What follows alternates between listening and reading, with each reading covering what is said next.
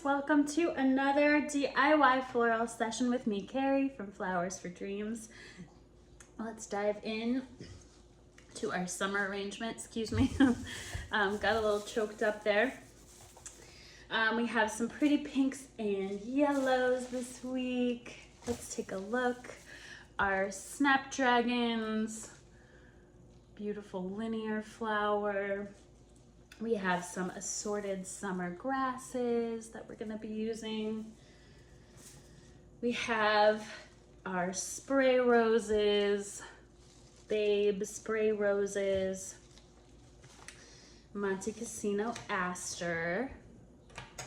That's the name of the color. It's almost like a daisy. I absolutely adore Aster's beautiful summer flower. And some Gladiolus, which you may know from your gardens. Let's start with our Montecasino Aster. We're going to be using this almost like we would our greenery today to get a little bit of fullness and support our flowers. Go ahead and strip off the lower part of the bloom, and I like to kind of go in and just peel back anything that doesn't look its best. And then we'll insert at an angle. So if you see any browning, really the leaves are what goes bad first. So we want to make sure that there's nothing on there that will get into the water, promote bacterial growth. Add these at a bit of an angle. The stems will start to crisscross. That's kind of how you'll know you're on the right track. Maybe a couple tall pieces, and this will just build out a bit of structure for our supporting our blooms. I'm going in here and just getting a couple extra leaves that I'm noticing. So cheerful. They're bright yellow centers. It also comes in pink, which is another one of my favorites. Let's add our Snapdragons next. A linear flower. Snapdragons have that signature little snapping mouth that looks a bit like a dragon, Chinese dragon. Pull the foliage, all that foliage off before you put it in. And I like to pay attention to the direction of the curve of the Snapdragon. As you're adding it, they tend to have this sort of gentle, sweet curve. So you can kind of play those on each other. So maybe if you've got one curving that way, we'll do another curve this way, just to accentuate. I think I just made up a word there. So these, I hardly ever do straight up and down, but you could do that too. And as you're adding your linear flowers, typically those are the stems that are not going to, they're only going to flirt just a little bit above the frame of your foliage. I'm using the Aster to kind of act like it's going to do double duty, filler, and it's going to help hold the stems up just like a foliage would. And I'll usually use that line, the top of that filler or foliage, as a frame that guides how tall I make my linear flowers. But this time, because we have our Gladiolus, these are absolutely one of the tallest flowers, up there with Delphinium.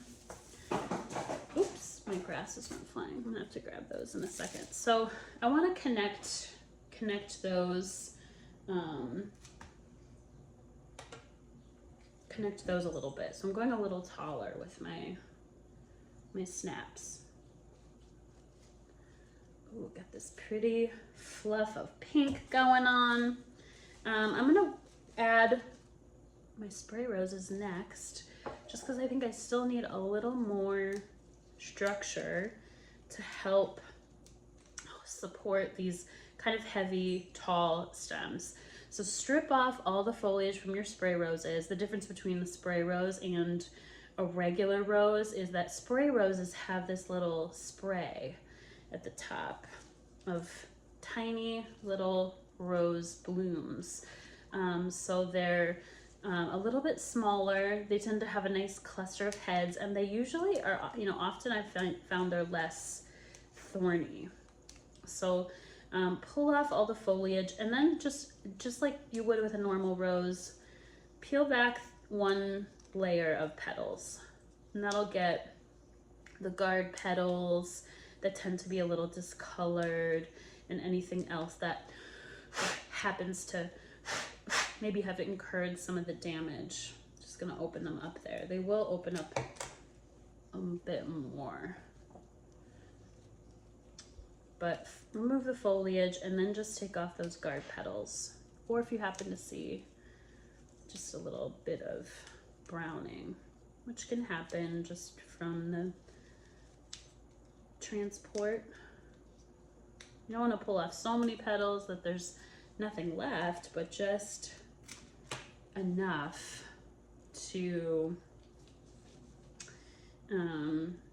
get to that inner layer. All right, let's add our gladiolus next. Check these out. Mine are still fully closed. They're going to open up into this really beautiful flush of blooms. I want to help them along as much as possible, so I usually just peel back some of the outer green leaves to help them along their way, and that'll just give them a little extra boost. Yours might already be open, and you can also leave these to open naturally. I like to just give them a little helping hand. Sometimes they do need some help.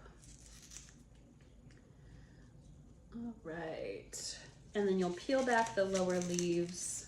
Most of it you'll probably just end up cutting off anyway, but let's measure. I'm gonna cut a little bit of this stem off before I add it, and then kind of measure how tall I want my gladiolus to be. Here we go. So that just creates this beautiful shape that will open up. You almost can't even see the top of my gladiolus because they're so tall. I'm gonna pull off some of the bottom leaves that look like they took a bit of a beating in transport, and then just peeling off some of those outer layers.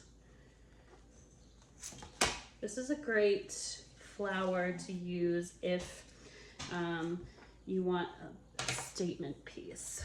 It's really going to be dramatic because of the height. And if you do need to pull off some of the lower blooms just to make it just a little bit more proportionate, it's totally okay to do that.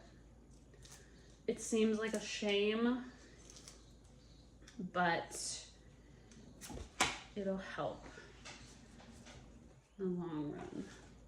Beautiful. All right, for the final touch, I'm gonna add my grasses. This is a wheat. We get our gorgeous grasses in the summertime, of course. I'm gonna show you a little trick for smaller, more wispy pieces, just to give them a little bit more of an impact. You can create little groupings. So I'm gonna take two of my grasses, just trim them up just a little bit. And then if you cut them at the same length, you'll have a little bit more impact and this sort of fountain effect. And then I can balance it out on the other side with my other grass. And that works with, you know, a lot of smaller blooms. So if they come in little small tiny clusters and you just want to give them a little extra oomph, grouping them together and then cutting them at the same time can create some really beautiful and a little bit more impactful clusters. So these Gladiolus over the next couple of days will just fully open up and become their true full selves.